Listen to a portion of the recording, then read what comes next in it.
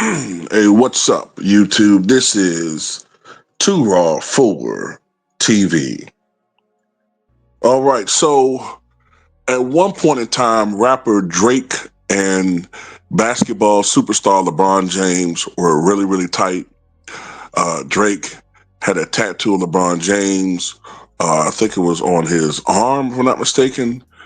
Um, you know, uh, they were seen together quite frequently in public. They hung out with each other. You know, they traveled together, but all of that came to a halting stop last year when, after the fallout occurred between Drake and DeMar DeRozan, because we all know Drake is from Toronto. He considers himself to be the number one Toronto Raptors fan.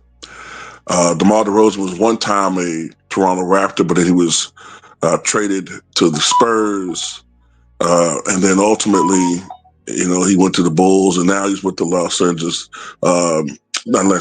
Angeles, excuse me. He got traded to California with the Sacramento Kings, but DeMar DeRozan's home base is California. That's where he's from. But since then, DeMar DeRozan was starting to be seen more and more often with LeBron.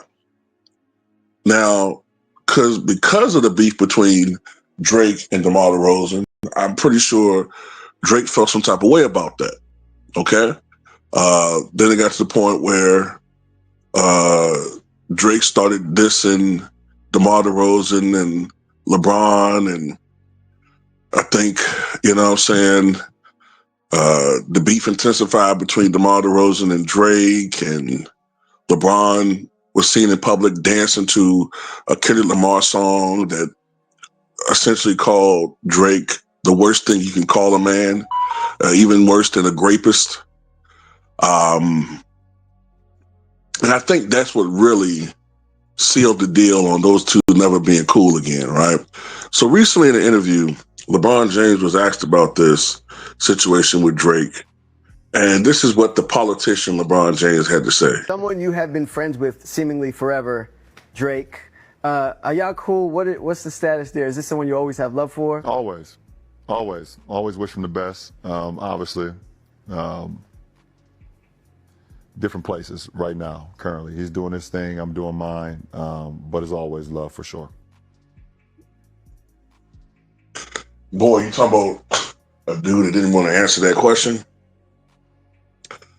Yeah, we're in different places. Yeah. You're in goddamn Cairo, Egypt, and Drake's in goddamn Saturn right now. Like, y'all nowhere near each other. And to me, I don't want to make it seem like Drake is some innocent angel, because I don't really particularly even care for Drake.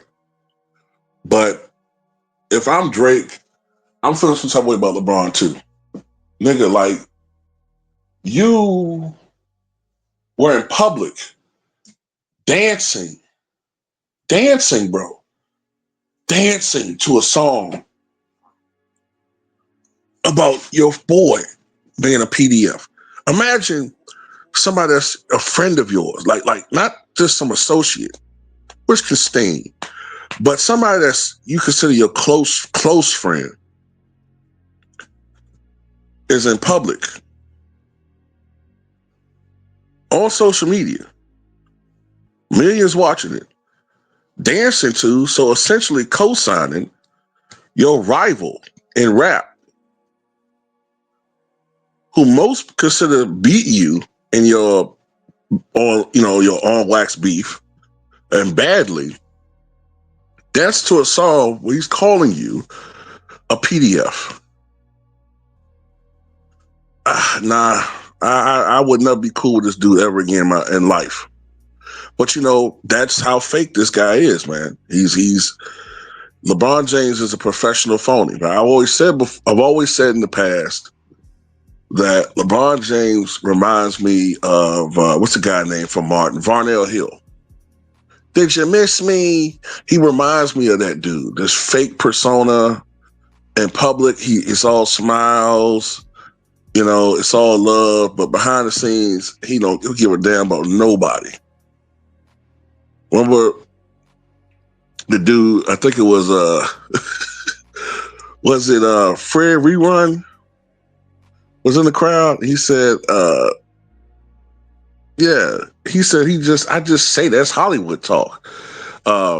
He said, yeah, Varnell Hill invites me to his crib all the time. But I know if I ever went to his crib, I'm going to get sprayed. It's just talk. We ain't cool with each other like that. And that's how LeBron is, you know what I'm saying? But I'm going to tell you something. It got to be embarrassing because the media didn't really go in on LeBron because we know he's protected. You know, he got that protection, that super protection, that real deal 24 karat, you know. Well, I'm not going to go too much into that, but he's protected, right? But it's apparent, because I don't think all those guys are lying. He's supposed to be this family man, but you going around doing all this dirt in Toronto. Because, you got to wonder to yourself, damn, why LeBron always going to Toronto every damn summer? What's so special about Toronto? I mean, I know you like Drake and shit, but Toronto? This nigga had a white girl express up there. The so-called black activists. But this guy has millions of fans because he puts up numbers. He puts up numbers. You know, he gets stats. And that's what counts, you know. It ain't about winning no more. It's about putting up empty calorie stats that don't matter, that have no impact. That's what it's all about. So when you really look at it, man, LeBron and Drake, they're kind of similar, man. One is an empty calorie rapper. The other one is an empty calorie baller. And both, in my opinion, don't know how to read the room and leave their respective industries. You know what I'm saying? Like, to me, Drake still thinks this is like 2010, 2011, 2012 maybe, when he was more relevant. But, the rap game is different, man. The rap game is different, man. It's real fickle. You got goddamn Cardi B twerking on top of goddamn vehicles and trying to do all this nasty, disgusting stuff to get her album sales up when to be honest with you, when the last time she's had a successful album like Cardi B? Like, it has to be like, I don't even follow her, like 5 or 6 years at the minimum? It's funny, Drake hasn't been relevant for years. Cardi B hasn't been relevant for years. Nicki Minaj isn't relevant anymore. LeBron isn't really relevant as far as winning. The cult of personality is keeping him relevant, but he hasn't been relevant as far as being a serious contender for years. But anyway, that's all I got to say about it. Tell me what you guys think.